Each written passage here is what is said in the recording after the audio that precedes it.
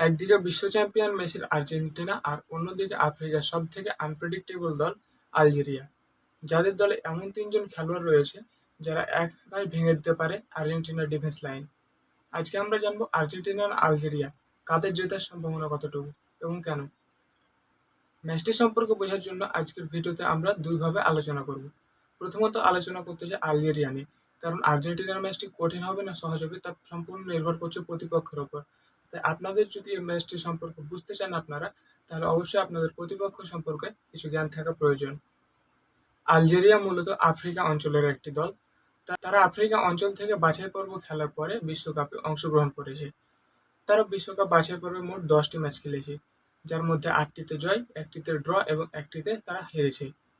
এমনকি তারা group champion হয়ে এই ফিফা বিশ্বকাপ খেলতে এসেছে এবং তাদের বর্তমান ফিফা র্যাঙ্কিং হলো 28 নম্বর। তারা তাদের লাস্ট 19 ম্যাচের মধ্যে 14টিতে জয়, 14টিতে হার এবং একটি ম্যাচে মাত্র হেরেছে। আলজেরিয়া বনাম আর্জেন্টিনা এর আগে খুব বেশি মুখোমুখি হয়নি। তারা এর আগে 2007 সালে একটি মাত্র ম্যাচে মুখোমুখি হয়েছিল, যে ম্যাচটি অনুষ্ঠিত হয়েছিল বার্সেলোনার হোম গ্রাউন্ড নু ক্যাম্পে, যেখানে ম্যাচটি আর্জেন্টিনা 3-4 গোলে জিতে নিয়েছিল। অর্থাৎ আর্জেন্টিনা 4 গোল এবং আলজেরিয়া 3 গোল দিয়ে হেরেছিল। আলজেরিয়া মূলত কাউন্টার অ্যাটাক এবং ড্রিবলিং বেস ফুটবল খেলে। তারা কর্নার দিয়ে কাউন্টার অ্যাটাক করতে বেশি পছন্দ করে। এবং একটি কথা বলে রাখা ভালো, আপনারা হয়তো ইতিমধ্যে জেনেও গেছেন, বিশ্বকাপকে কেন্দ্র করে দলগুলো যে প্রস্তুতি ম্যাচগুলো খেলেছিল সেখানে নেদারল্যান্ডকে 1-0 গোলে হারিয়ে দিয়েছিল এই আলজেরিয়া। ভিডিওর শুরুতে আমি যে 3 প্লেয়ারের নাম বলবো বলেছিলাম যারা একাই ভেঙে দিতে পারে আর্জেন্টিনার ডিফেন্স লাইন, তারা হলো রিয়াল মাহ্রাজ, মোহাম্মদ অমৌরা, আমিন গৌরি এবং লুকা জিদান হলো গোলকিপার। লুকা জিদানকে আপনারা ইতিমধ্যে হয়তো জেনে গেছেন, তিনি হলেন জিনেদিন জিদানের পুত্র লুকা জিদান, যিনি বর্তমানে আলজেরিয়া দল থেকে খেলতে এসেছেন। আর্জেন্টিনার কথা বলতে হলে আপনাকে সবার প্রথমে যে কথাটি বলতে হবে তা হলো তারা হলো এই আসরের বর্তমান চ্যাম্পিয়ন। তারা বর্তমানে ফিফা র্যাঙ্কিং এর 1 নম্বর রয়েছে। তাদের দলে রয়েছে লিওনেল মেসি, আলভারেজ এবং লাউতারোর মতো প্লেয়াররা, এবং গোলবারের নিচে রয়েছে মার্টিনেজের মতো প্লেয়ার।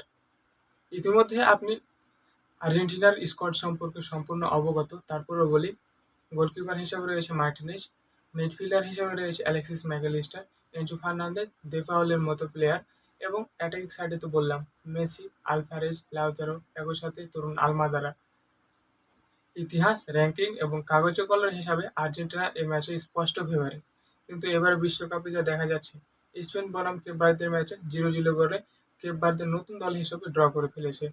নেদারল্যান্ডের সাথে জাপানের ম্যাচে জাপানের সাথে নেদারল্যান্ড 2-2 গোলে ড্র করে ফেলেছে।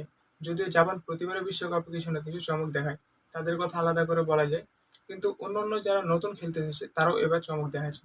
আর আলজেরিয়া তো বর্তমান কারেন্ট ফর্মটা অনেক ভালো, তাই এক্ষেত্রে কিছু বলাও যাচ্ছে না। তবে আমার প্রেডিকশন আর্জেন্টিনা ম্যাচটি জিতবে।